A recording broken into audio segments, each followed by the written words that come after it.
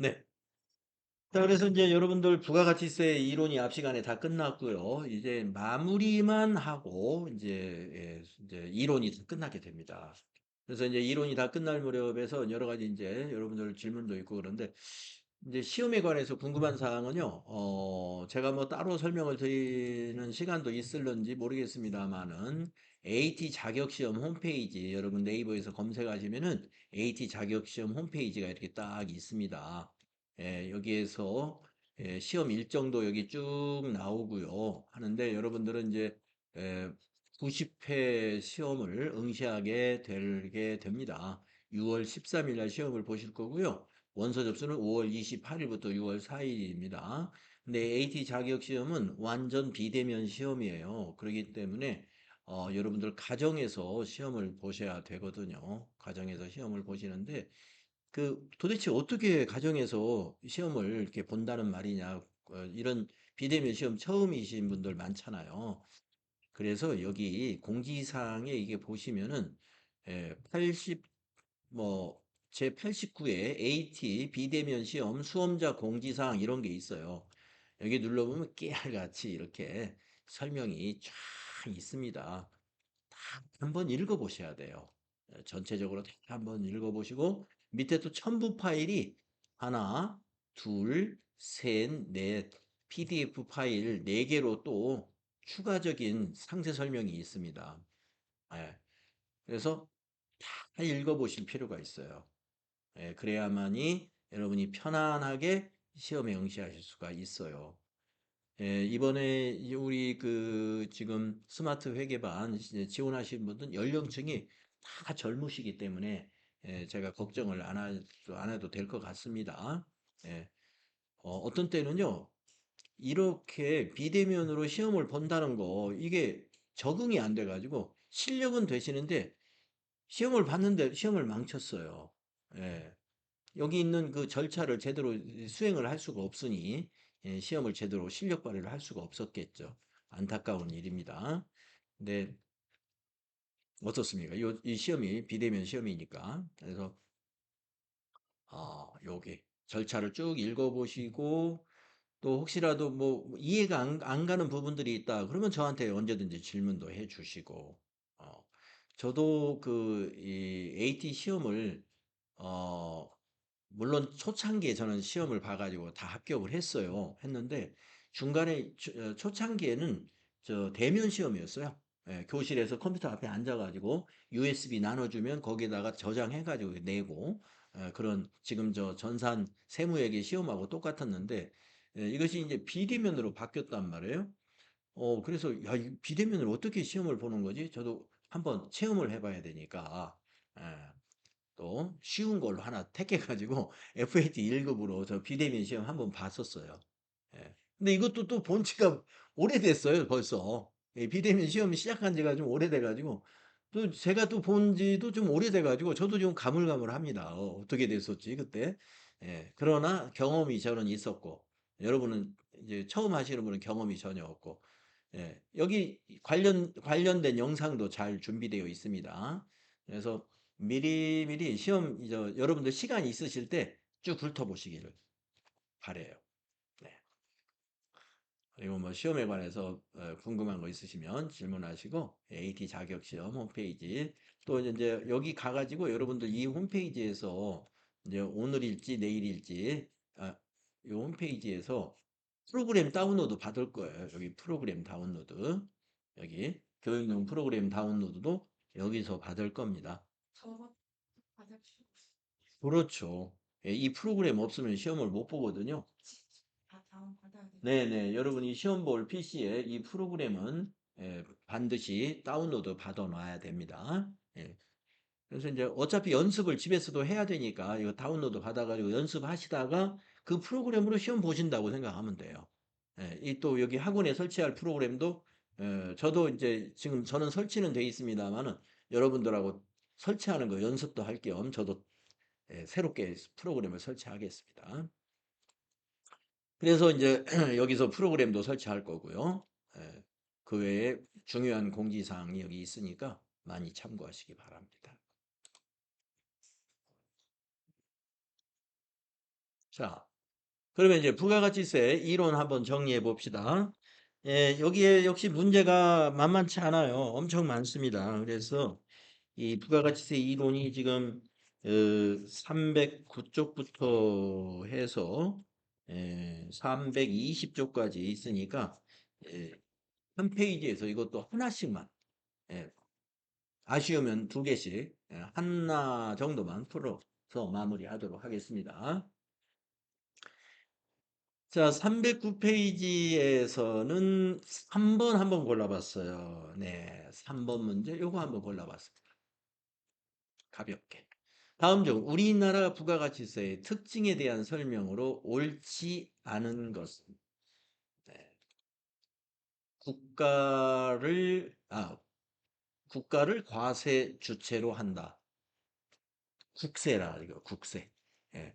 국가를 과세 주체로 하는 세금, 즉 국가가 과세한다 해서 국세라고 하고요. 지방자치단체가 과세의 주체가 되는 세금을 지방세라고 하죠. 그래서 세금은 국세, 지방세, 관세 이렇게 유형을 나누는 세금 구분 방법도 있어요. 예. 즉 과세 주체가 어디냐? 국가냐? 지방이냐?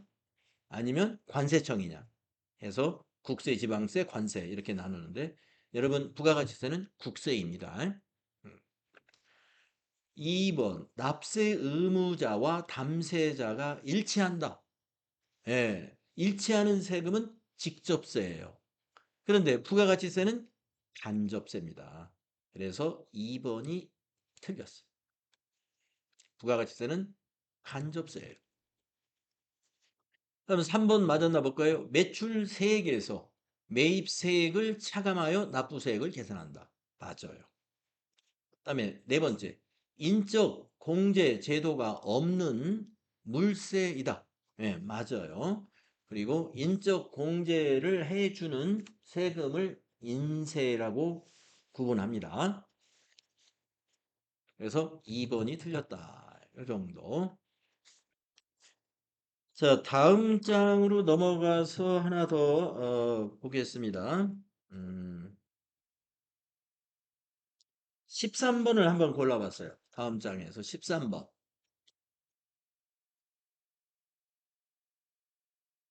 다음 중 부가가치세 신고에 관한 설명으로 옳은 것은 1번 폐업한 경우 폐업일이 속하는 날의 다음 달 말일까지 신고한다. 다음 달까지는 맞았는데 말일이 아닙니다. 다음 달 25일입니다. 예, 25일. 다음 달 말일까지가 아니고 자, 제가 여러분 그 과세기간 얘기할 때 폐업한 사업자의 과세기간은 과세기간 개시일부터 폐업한 날까지가 과세기간이다 그랬어요. 그러니까 정규적인 과세기간의 말일까지 기다려서는 안 되고 폐업한 날이 과세기간의 종료일이기 때문에 다음 달에 부가가치세를 신고해야 됩니다. 그렇게 말씀을 드렸거든요. 그러면 다음 달 언제까지를 말하냐면 25일까지. 말일이 아닙니다. 폐업한 사업자는 폐업일이 속하는 날에 다음 달 25일까지 신고 납부한다. 1번은 틀렸어요. 2번 확정신고를 하는 경우 애정신고 시 신고한 과세표준도 포함하여 신고해야 한다. 그러면 신고를 두 번 해야 되나요? 아, 누락된 거를 포함해서 하는 겁니다. 누락된 거. 애정 때 누락된 거는 포함하는 거죠. 그러나 확정신고 때는 확정신고 기간 것만 신고하면 돼요. 애정 때는 애정 때 다 신고했으니까. 2번 틀렸어요. 그다음에 3번을 보면은요. 신고 기한까지 과세 표준 및 세액을 신고하지 않는 경우에 과소신고 가산세가 부과된다. 우리가 이제 그 가산세 얘기는 이제 하나도 우리 교재에 없었어요. 없었는데요. 한번 없었지만 나중에 TET 2급 교재에 그게 포함이 되는데 그러나 우리가 상식을 가지고 한번 생각을 해봅시다. 신고 기한까지 과세 표준 및 매출세액 신고를 부가세 신고를 아직 안 했답니다. 신고 기한에. 근데 과소신고 과산세가 붙는데요. 맞을까요? 과소신고라는 말은 누락하고 신고했다는 뜻이잖아요. 신고를 안 했는데 과소신고 과산세 말이 안 되죠. 미신고 과산세예요. 예, 미신고. 예. 과소신고 과산세도 있습니다. 신고를 했으나 누락하고 신고한 것은 과소신고 과산세가 됩니다. 예, 이거는 3번은 틀렸어요. 미신고 과산세가 붙습니다. 자, 그러면은 1, 2, 3이 다 틀렸으니 답은 4번이겠네요. 한번 읽어보겠습니다.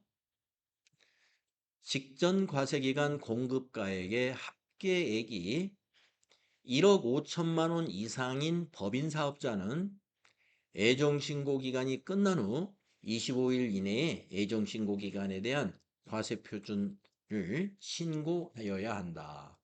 예, 4번 맞습니다. 우리가 법인 사업자들 중에서 직전 과세 기간의 공급가액 합계가 1억 5천만 원 미만인 법인 사업자는 개인 사업자처럼 그 고지 납부만 하면 돼요. 세무서에서 얼마를 내라라고 고지서가 오는 거에 대해서 세금을 납부만 하면 됩니다만은 1억 5천만 원 이상인 법인 사업자는 신고하고 납부해야 됩니다. 신고 납부. 그래서 4번은 맞는 얘기예요. 네. 자, 그래서 답이 4번이었어요. 정리한 것도 있고 좀 여기 문제 풀면서 새로 나오는 것들도 있네요. 자, 이제 과세 대상으로 넘어가서요. 5번을 한번 골라봤어요. 311페이지에서 5번을 한번 불러봤습니다. 5번. 다음 중 부가가치세의 과세 대상이 아닌 거. 네, 1번. 사업자가 건물을 현물 출자했다.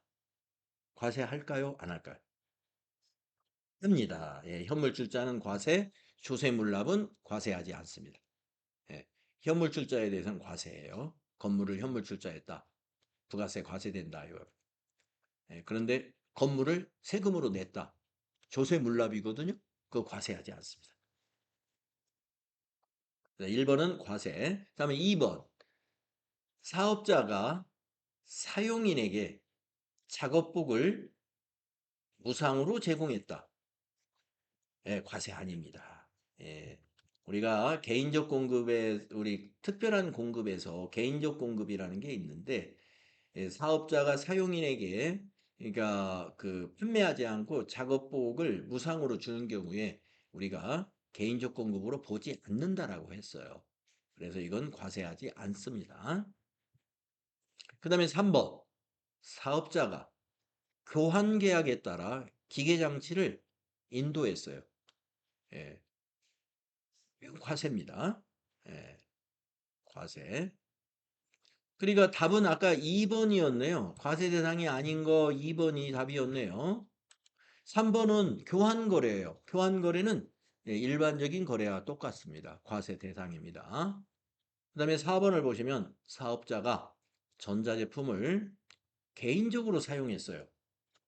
예, 이게 개인적 공급 과세됐죠? 예. 사업자가 전자제품 개인적으로 사용했다는 말이 무슨 말이냐?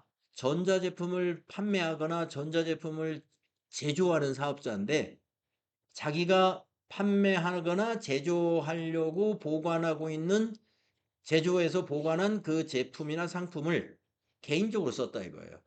자기 집에 자녀에게 주었다든가 집에서 전자제품으로 쓴다든가 이것을 여기서 말하는 개인적 사용이에요. 이건 과세예요. 시가로 과세한다 그랬죠.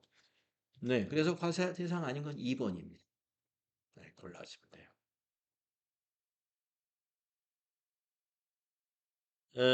그 옆에 공급 시기 문제가 있으니까요. 네, 공급 시기 이 문제가 시험에 많이 나오거든요. 그래서 9번 문제 한번 골라봤어요. 9번 문제요. 311페이지. 다음은 부가가치세법상 재화 또는 용역의 공급 시기이다. 옳지 않은 것은 자, 1번 현금 판매, 외상 판매의 경우 재화가 인도되는 때다. 맞을까요? 네, 맞아요. 예, 기본적으로 재화가 인도되는 때가 공급 시기인 거라고 보셔야 돼요.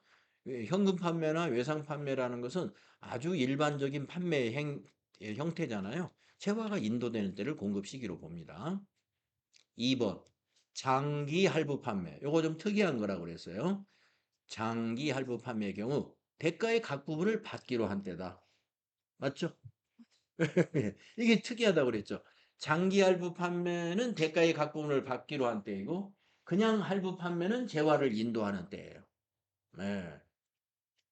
2번도 맞아요. 네. 그다음에 3번 완성도 기준 지급 조건부 용역. 요게 장기 할부 판매하고 같은 조건이에요.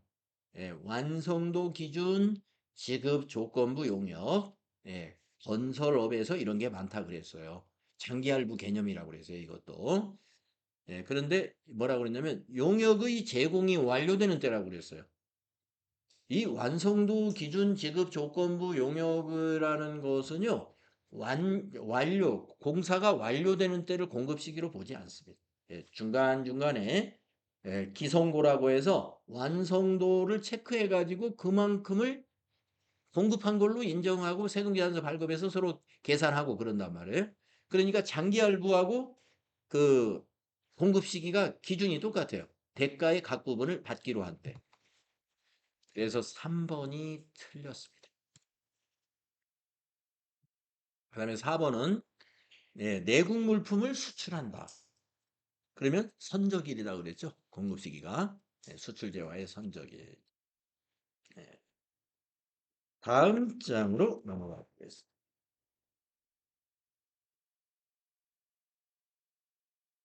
영세율과 면세에서 한번 문제를 골라볼게요. 영세율과 면세. 이것도 좀 문제가 참 잘 나오는데 2번을 먼저 하나 골라볼게요. 2번.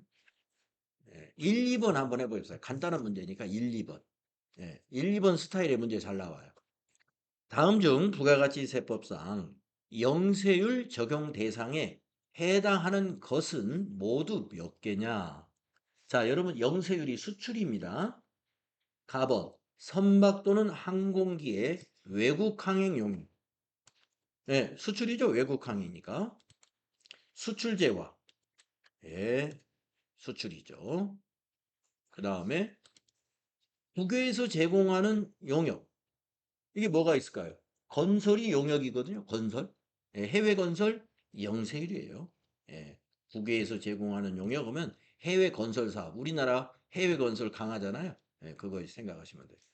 복권, 공중전화. 이거는 영세율이 아니에요. 수출이 아니잖아요.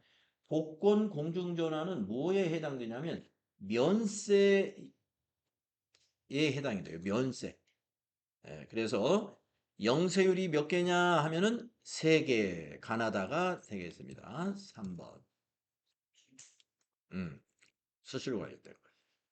그 다음에 2번도 스타일이 비슷한 문제예요. 2번. 다음 중 부가가치세법상 영세율 적용 대상에 해당하는 것은 자, 국내 여객 아니죠.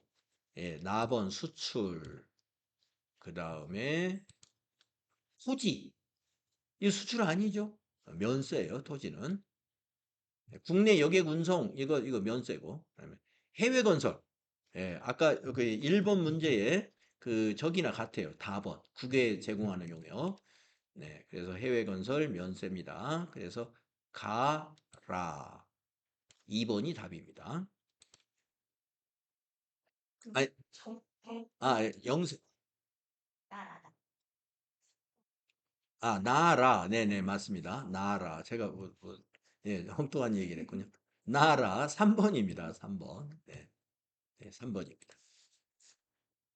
자, 다음 페이지에서 또 하나 골라보도록 하겠습니다. 이번에는 13번을 골라봤어요. 면세 문제를 한번 골라봤어요. 13번. 13번이요.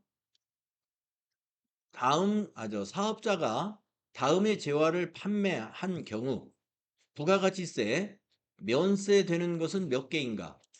네. 식빵을 팔았어요. 과세일까요? 면세일까요? 과세입니다. 식빵은 예, 빵이니까. 그래, 밀가루는 면세지만은 밀가루를 가지고 빵을 만들면 밀가루를 가공했다는 거예요. 가공한 것은 과세예요. 여러분, 신문 과세일까요? 면세일까요? 면세입니다. 신문 면세. 예, 신문은 보고 살아야죠. 당근 면세일까요? 예, 당근 면세입니다. 당근 주스는요? 그건 과세. 예, 그건 과세죠. 당근을 가지고 가공했으니까. 인형, 과세. 인형 과세입니다. 예, 인형 과세. 그러니까 아이들이 가지고 노는 것 중에서 인형 이런 건 과세고 아이들 분유 이런 것은 면세예요. 아이들 용품 중에서. 자, 그래서 몇 개냐? 2개. 2번이 답이에요. 예, 이렇게 면세를 골라낼 줄 알면 됩니다. 예, 면세 골라내는 거 그 밑에 또 하나 비슷한 거 있으니까 하나 더 해보겠습니다. 예. 15번 한번 골라볼게요. 15번. 네. 다음 중 부가가치세가 면세되는 재화 또는 용역의 공급은 이랬어요. 연탄. 예, 면세죠. 연탄은 면세. 항공기 여객 운송 용역. 예, 과소입니다. 비행기 예, 과세예요. 사과. 예, 사과 면세입니다. 신문이 아니라 신문 광고. 예, 광고는 과세예요. 신문 광고. 예, 그래서 다 2번이 답이 되는 거예요. 이런 식으로 곤란할 줄 알면. 자, 다음 페이지 넘어가서요. 과세 표준과 세액 계산에서 하나 골라보겠습니다. 3번을 골라보겠습니다. 314페이지의 3번. 우리가 바로 지난 시간에 정리한 과세 표준에 포함해야 되느냐, 과세 표준에서 제외해야 되느냐, 그런 그 이슈가 될 만한 내용을 표로 정리한 그 부분에 대해서 문제가 나온 거예요. 자, 부가가치세 과세 표준에 포함되는 것. 네. 1번 공급되는 재화에 부과되는 개별 소비세 상당액. 예.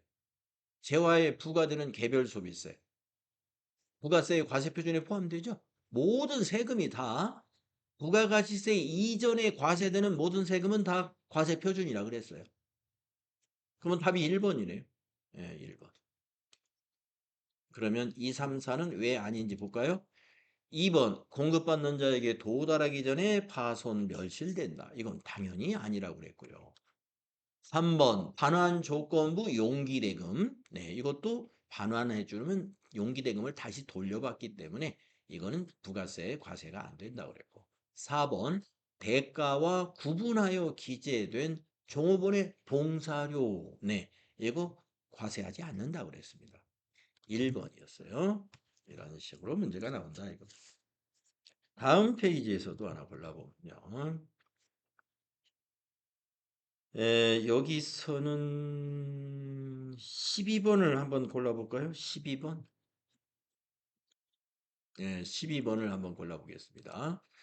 다음 자료를 토대로 주식회사 한공의 26년 제2기 애정신고 시 부가가치세 과세 표준이 얼마냐 그랬습니다. 이렇게 날짜가 있을 때는요. 우선 날짜가 2기 애정신고 기간에 해당되느냐 공급일이 그거부터 따져봐야 돼요. 여러분 2기 애정 과세 기간은 7월 1일부터 며칠까지죠? 2기 애정 예전 3, 10월? 중간 9월까지. 예. 앞에 3개월이니까, 예, 앞에 3개월이니까 7월부터 9월이에요. 7, 8, 9. 그래서 요 공급 날짜가 7, 8, 9 해당되는지를 먼저 체크해야 돼요. 예, 다 해당되네요. 예, 날짜는 일단 다 해당돼요. 자, 이제 과세 표준을 따져보겠습니다. 첫 번째, 판매 장려용으로 증정한 상품. 시가는 100만 원인데 80만 원이 원가란 얘기예요.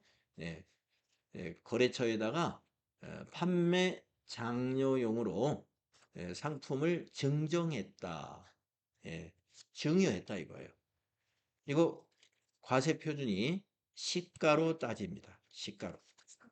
네, 시가로 100만 원이에요. 자, 여기서 주의할 점. 판매용 샘플, 견본품을 증정했다. 이렇게 나오면 그건 과세가 아니에요.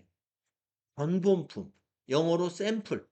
영어로 샘플이라고 표현을 하기도 하고 우리가 이제 부가가치세법이 이론에서는 샘플이라고 안 하고 견본품 이런 표현을 많이 쓰거든요. 그래서 판매 목적으로 견본품을 증정했다. 이렇게 나오면 그거는 과세가 아닙니다. 예. 샘플 주는 건 과세라고 과세에서 빼요. 근데 여기는 지금 샘플이라는 말이 아니잖아요. 예. 판매 장려하려고 증정했다라고. 그건 과세합니다. 그래서 옆에 있는 공급가액 80만 원이 아니라 시가 기준으로. 시가 기준으로. 그래서 과세 표준이 100만 원이다. 두 번째 거 8월 11일 거 보세요. 사업용 화물차를 매각했답니다. 50만 원에. 예. 화물차를 매각했어요. 과세죠. 예. 50만 원 과세. 다음은 연체 이자를 받았답니다. 10만 원어치. 예, 아까 이자 중에서 연체 이자는 과세 표준에 포함시켜서는 안 된다고 그랬죠. 할부 이자는 포함하는 거예요. 할부 이자는. 따라서 150만 원이 답이 됩니다. 4번이 답이 된다. 네, 4번이 답이다. 이렇게 계산할 수 있으면 돼요. 자, 나머지 다 비슷비슷한 문제들입니다. 다음 장으로 가서도 하나 골라볼게요. 21번을 한번 골라봤어요. 316쪽에 21번은 공제받을 수 있는 매입세액을 물어본 것 같아서요. 네, 21번을 한번 읽어봅시다. 다음은 제조업을 영위하는 주식회사 한공의 26년 제2기 부가가치세 예정신고 기간의 매입 내역이다. 매입세액 공제액은 얼마인가? 네. 원재료 구입한 매입세액 100만 원. 공제 가능하죠? 네, 이거 공제 가능합니다. 두 번째, 개별 소비세 과세 대상인 자동차 구입한 매입세액. 아까 우리 공제받지 못하는 것 중에 비영업용 소형 승용차 관련된 매입세액은 공제받지 못한다고 그랬죠? 그게 바로 이 건이에요. 개별 소비세 과세되는 자동차가 바로 승용차 이 얘기입니다. 공제 못 받아요. 다음 세 번째, 기계장치 구입 매입세액. 네, 공제됩니다. 네, 공제 받아야죠. 그 다음에 네 번째, 거래처 증정용 선물 구입. 우리가 앞에서 접대비 관련 매입세 공제 못 받는다는 것이 안 나왔던 것 같아요. 아까 그 불공제 내용 중에 이거 접대성이에요. 접대비 관련 매입세이거든요. 공제 못 받습니다. 예. 거래처 증정용 하면은 이게 거래처에 접대했다는 얘기예요. 선물이니까. 그래서 거래처에게 선물한 다음 접대비 관련입니다. 접대비 관련 매입세액은 공제 못 받는다. 하나 더 추가로 알아두십시오. 자, 그래서 공제 받을 수 있는 것만 따져서 300만 원 되겠습니다. 답은 2번이 되겠죠.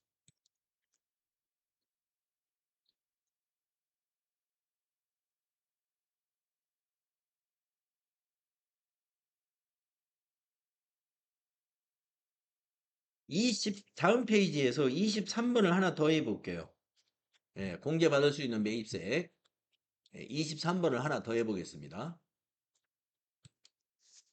다음은 의류도매업을 영위하는 일반 과세자인 주식회사 한공의 26년 제1기 부가가치세 애정신고 기간에 발급받은 세금계산서 매입세액 내역이다. 매입세 공제액은 얼마냐? 자, 일기예정에 일단 들어오는지 날짜부터 한번 체크하는 거예요. 여러분, 일기예정은 몇 월부터 몇 월일까요? 1월부터 3월입니다. 예. 예, 일기예정이니까. 네, 날짜는 다 이상 없어요. 1월부터 3월. 자, 이제 내역과 내역을 보겠습니다. 상품 매입에 관련된 매입세. 공제? 예, 가능합니다. 예, 가능하고요. 두 번째, 종업원의 회식비 관련 매입세. 복리후생비 관련된 매입세. 가능합니다. 예, 접대비가 아니니까. 네. 그 다음 세 번째, 거래처 접대용품 구입비 관련 매입세. 예, 이거 안 됩니다. 네 번째, 대표이사 승용차 수리비인데 이 승용차의 배기량이 3000cc예요. 1000cc 초과했죠. 예, 안 됩니다. 예, 매입세 공개 못 받아요. 그러면 이제 100만 원 더하기 50만 원에서 답이 3번이 되겠습니다. 이런 식으로 문제가 나와요. 3000cc. 네네, 여기 배기량 꼭 알려줍니다. 네.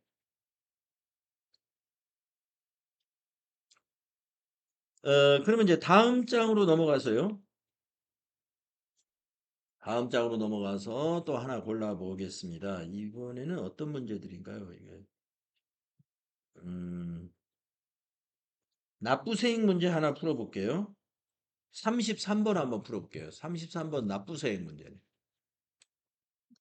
네, 한번 문제를 읽어보면 다음은 도소매업을 영위하는 일반 과세자 김한공 씨 제1기 확정 신고 기간 4월부터 6월까지의 거래 내역이다. 4월 30일이 아니라 4월 1일인데 오타 났네요. 4월 1일부터 6월 30일 일기 확정 과세 기간이죠. 그 기간의 거래 내역이다. 부가가치세 납부세액은 얼마인가 이랬어요. 자, 여러분 납부세액은 무엇 빼기 무엇이죠? 매출세액 빼기 매입세액입니다. 매출세액 마이너스 매입세액. 이게 납부세액이에요. 자, 그러면 이 자료를 보고 매출세액을 먼저 골라보겠습니다. 자, 첫 번째 줄이 매출액이 있고, 두 번째 장려금이 있고, 세 번째가 매입세액 얘기가 나오는 거 보니, 두 번째 줄까지가 매출 얘기예요. 네, 두 번째 줄까지가. 자, 그러면 이 두 번째 줄, 먼저 매출액 3천만 원, 부가가치세 별도. 그럼 거기에 이제 300만 원이 해당이 되겠죠? 여기 300. 그 다음에 판매 장려금을 지급했어요. 550만 원. 예, 여러분 장려금이 어디서 나오냐면 장대하 생각나세요? 장대하. 이거는 공제하지 말아라 하는 내용이에요. 그러니까 판매 장려금 550만 원을 지급했다라고 하는 것은 그냥 공제 안 하면 되는 거예요. 요거는. 예, 예. 그냥 550만 원 지급한 것이지. 예, 여기 매출액에서 빼면 안 된다 이거예요. 예, 매출액에서 안 빼면 됩니다. 그러니까 매출세액은 300만 원. 매출세액 300만 원입니다. 예, 장려금은 매출액에서 공제하지 말아라. 과세표준에서 공제하지 않는다. 그 항목이에요. 장대하, 장려금, 대손금, 하자보증금은 과세표준에서 공제하지 않는다. 지금 우리는 매출세액 빼기 매입세액을 하는 거니까 네, 매출세액은 300만 원 대급. 이제 매입세액 밑에서 보겠습니다.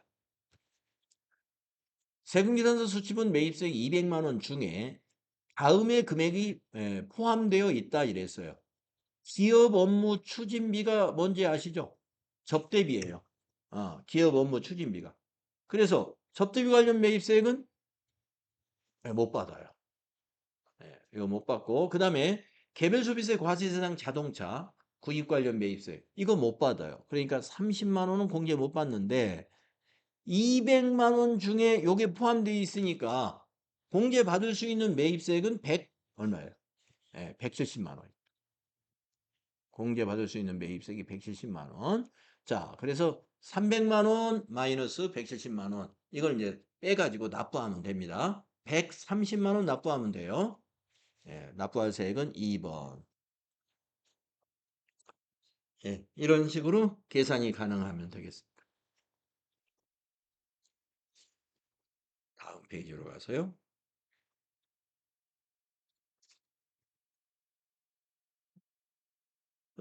세금 계산서에 대한 문제를 하나 골라보겠습니다. 39번을 한번 골라봤어요. 네, 이런 문제 잘 나오니까요. 세금 계산서에 필요적 기재사항이 아닌 것은 공급받는 자 등록번호. 네, 이건 해당되죠. 공급하는 사업자의 등록번호와 성명 명칭. 예, 이거 필요적 기재사항이에요. 작성 연월일. 예, 이거 필요적 기재사항입니다. 공급 연월일. 아니죠. 이게 임의적 기재사항이죠. 예, 작성 연월일은 반드시 정확하게 필요적 기재사항입니다. 그러나 공급 연월일은 임의적 기재사항입니다. 이렇게 찾아내면 돼요.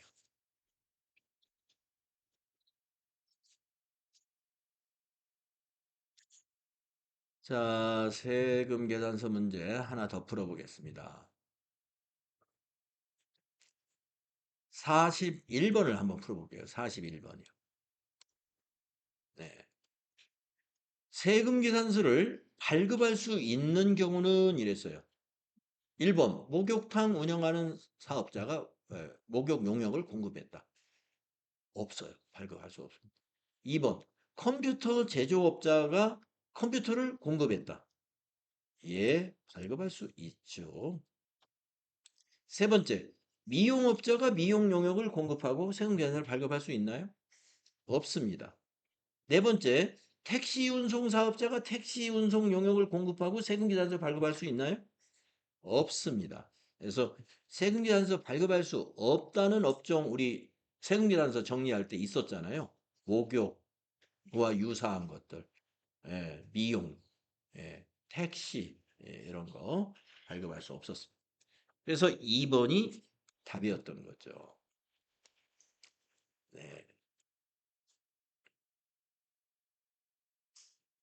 세금 계산서 문제를 네, 하나 더 풀어보죠. 42번도 풀어보겠습니다. 42번. 네. 다음 중 세금 계산서에 대한 설명으로 옳지 않은 것은 이랬습니다. 세금 계산서에 대한 설명으로 옳지 않은 것. 1번. 작성 연월일은 필요적 기재사항이다. 맞고요.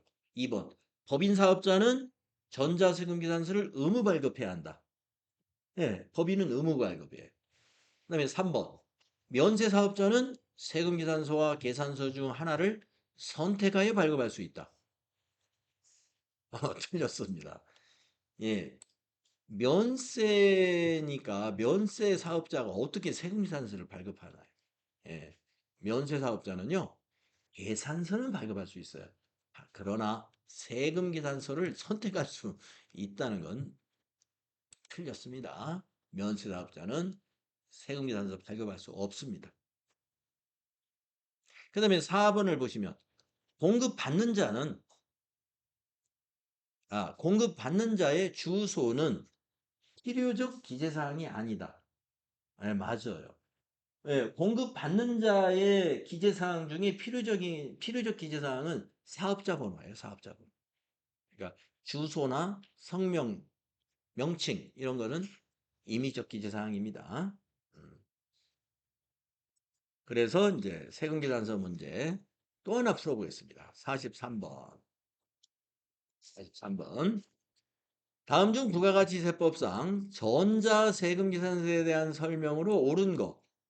예, 전자세금계산서 우리 배웠잖아요. 1번.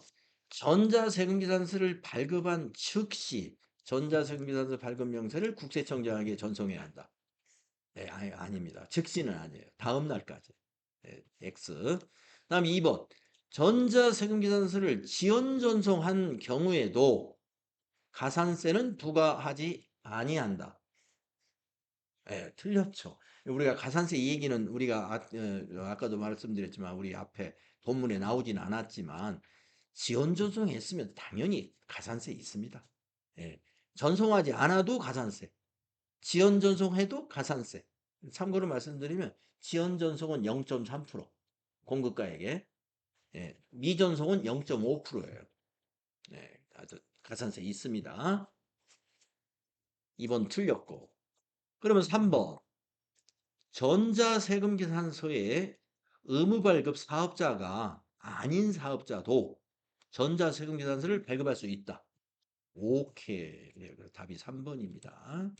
의무발급 대상자만 전자세금에서 발급하는 게 아니에요. 모든 사업자가 다 전자세금계산서를 발급할 수 있기 때문에 의무발급 사업자가 아닌 사업자도 전자세금계산서 발급이 됩니다. 맞는 게 3번이었어요. 그러면 4번이 틀렸겠죠. 4번도. 직전 연도 사업장별 공급가액이 8천만 원 미만인 법인 사업자는 전자세금계산서 발급 의무가 없다. 법인 사업자, 모든 법인 사업자는 의무 발급해야 합니다. 8천만 원 미만인 개인 사업자가 의무 발급 의무가 없죠. 법인은 8천만 원 미만 이런 거 안 따져요. 전부 다 의무 발급이고 개인 사업자가 직전 연도 공급가액이 면세하고 과세 합쳐서 8천만 원 미만이면 의무 발급이 없습니다. 개인 사업자. 음, 다음에 44번도 풀어보죠. 세금계산서 발급 의무 면제 대상이 아닌 것은 택시 면제입니다. 발급 안 해요. 내국 신용장에 의해 공급하는 재화 영세율 세금계산서 발급해야 돼요. 답이 2번이에요. 무인 자동 판매기를 통해 공급하는 재화 면제됩니다. 세금계산서 면제. 간주임대료 면제입니다. 세금계산서. 자, 45번도 풀겠습니다. 다음 중 부가가치세법상 전자세금계산서에 대한 설명으로 옳지 않은 것은 전자세금계산서 문제예요. 1. 전자세금계산서는 공인인증 시스템을 거쳐 정보통신망으로 발급하는 세금계산서를 말한다. 맞아요. 2번 전자세금계산서의 의무 발급 대상자는 법인사업자만 해당한다. 옳지 않습니다. 개인 사업자도 직전 연도 면세, 과세, 공급가액 합계가 8천만 원 이상일 때는 의무 발급 대상자입니다. 2번이 옳지 않고 3번은 3, 4번은 맞았겠죠. 전자세금계산서의 발급 및 수치는 전산설비 및 시스템에서 확인 가능하다. 전자세금계산서를 발급하였을 때에는 전자세금계산서 발급일의 다음 날까지 전자세금계산서 발급 명세를 국세청장에게 전송해야 한다. 그렇죠. 자, 46번. 다음 중 부가가치세법상 세금계산서 발급 의무 면제 사유가 아닌 것은 발급 의무 면제 사유가 아닌 거. 국외에서 용역을 공급한다. 해외 건설이에요. 해외 건설. 예, 면제됩니다. 예, 수출이니까요. 수출. 여러분 우리가 세금 계산서라는 것은 발급 공급하는 자와 공급받는 자가 있는데 우리가 수출이라는 것은 공급받는 자가 외국이잖아요. 외국 회사란 말이에요. 외국 회사가 우리나라 부가가치세법에 의해서 징수한 사실을 증명하는 이 세금 계산서를 받을 필요가 있나요? 받을 필요도 없고요. 요구하지도 않습니다. 그래서 발급을 할 수도 없어요. 그래서 수출과 관련된 건 외국에 수출하는 건 세금계산서 발급 의무가 완전히 면제됩니다. 2번 보겠습니다. 내국 신용장에 의해 수출업자에게 재화를 공급했다. 이거는 발급해요. 수출이니까 영세율 적용을 받는데 이 내국 신용장에 의해서 수출업자에게 재화를 공급했다는 것은 뭐냐면 우리 회사가 직접 수출을 하는 게 아니라 수출업자가 따로 있어요. 거기다가 공급했다는 거예요. 그러면 국내 업체 간의 거래거든요. 예, 수출업자하고 제조업자, 지금 가공업자 간의 거래예요. 그러니까 이거는 영세율 세금 계산서를 주고 받아야 됩니다. 면제 사유가 안 돼요. 2번. 그 다음에 무인 판매기 면제. 항공기에 의하여 외국 항행을 용역한다? 면제. 자, 우리가 부가가치세 이론까지 쭉 있는데 혹시 여러분도 뭐 기타 여러 가지 질문들 있으시면 질문 한번 해보시죠. 이런 질문도 있었어요. 아까 쉬는 시간에. 네, 내가 이론은 정말 자신이 없는데 시험에서 이론 빵점 맞고, 네, 내가 앞으로 할 실기는 잘할 자신이 있어요. 실기를 70점 맞았다. 배점이 그렇게 돼 있거든요. 이론 30점, 실기 70점, 배점이 이렇게 돼 있어요. 실기는 잘할 자신이 있어서 70점 맞으면 합격인가요? 합격입니다. 어, 합격이라고요. 네, 합격 기준 여러분 우리 교재 앞부분에서 보셨죠? 100점 만점에 70점 이상이면 합격입니다. 그렇죠? 그 70점이 이론, 실기 합쳐서 70점이거든요. 그래서 이론 다 틀리고 실기 다 맞으면 70점 나오긴 해요. 근데 그런 사람이 있을 리는 없겠지만, 예, 뭐 그렇게 나오면 합격은 판정되는 거예요. 뭐 무엇이든지 물어보세요. 궁금하신 거. 그래서 이제 여러분들 하여튼 그동안에 이론 하시느라고 애 많이 썼어요. 예. 제가 정리하라고 이건 꼭 외워둬야 됩니다라는 얘기는 주로 앞부분에서 제가 했습니다. 회계의 순환 과정 때 앞부분에서 여러분들에게 이건 좀 외워두시는 게 좋습니다라고 하는 것은 지금도 마찬가지예요. 결국엔 여러분이 그 정도는 외우셔야 돼. 그 정도는. 네. 이건 뭐 나는 도대체 외워도 남는 게 없다라고 하더라도 우리가 이제 실무 수행을 할 거란 말이에요. 예, 하면은 이 생각이 다시 날 수밖에 없어요. 그리고 아까 말한 대로 모자라는 것들이 내가 뭔가를 아시게 된단 말이에요. 그때 이론 부분에 미처 여러분이 내가 손익계산서 구조를 아직 못 외웠구나. 그러니까 이걸 문제를 해결을 못 하겠구나 하면 다시 나가서 손익계산서 구조 빨리빨리 외우시고 당좌자산 개념 과목을 내가 너무나 모르는구나 하면 그 당좌자산 개념 과목 한 대여섯 개 있는 거 그거 좀 외우시면 됩니다. 그래서 다음 시간에는요, 제3부로 넘어가요. 제3부 120페이지부터 다음 시간에 프로그램 설치 여기서부터 같이 할 겁니다. 예. 그래서 여러분들 저 자리에 보면은 PC가 새로 바뀐 자리가 많아요. 예. 지난 주말에 PC를 뭐 관심 있게 안 보신 분들은 모르겠지만 내 자리 PC가 좀 바뀐 것 같다 하는 자리가 있습니다. 그래서 실기시험 대비해서 예, 바꿨습니다. 안 바꾼 자리는 안 바꿔도 상태가 양호하기 때문에 안 바꾼 거고요. 바뀐 자리는 극히 예, 좀 상태가 안 좋기 때문에 아주 빠른 것으로 바꿨습니다. 근데 시험 볼 때 꼭 빠른 건 필요 없어요. 반드시 필요한 거 아니에요. 여러분이 뭔가요? 아까 제가 공지사항 보시라는 거 보면 최저 사양이 있거든요. 그 최저 사양을 만족하면 충분합니다. 메모리 4기가 이상이고 윈도우는 어느 정도 윈도우 10 이상이면 된다라는 그 최저 기준이 있거든요. 그래서 여러분이 시험 본다고 해서 컴퓨터가 최고급 사양이 돼야 된다 그러진 않아요. 인터넷 잘 되는 PC는 대부분 다 시험에 아무 문제가 없는 PC라고 보시면 돼요. 인터넷이 너무 뻑뻑거린다, 느린다 하면 굉장히 불리합니다. 그리고 이제 여러분 컴퓨터에 카메라가 반드시 있어야 되고, 이 카메라. 그러니까 노트북은 기본적으로 카메라가 있죠. 노트북이 아닌 경우는 데스크탑은 별도로 그 PC 카메라, 음성도 되고 영상도 전송할 수 있는 웹캠이 있어야 됩니다. 시험 보실 때. 네. 휴대폰은 이제 나를 감시하기 위해서 휴대폰을 설치 옆에다 하는 거고요. 예. 웹캠은 또 나를 감시하기 위해서. 예.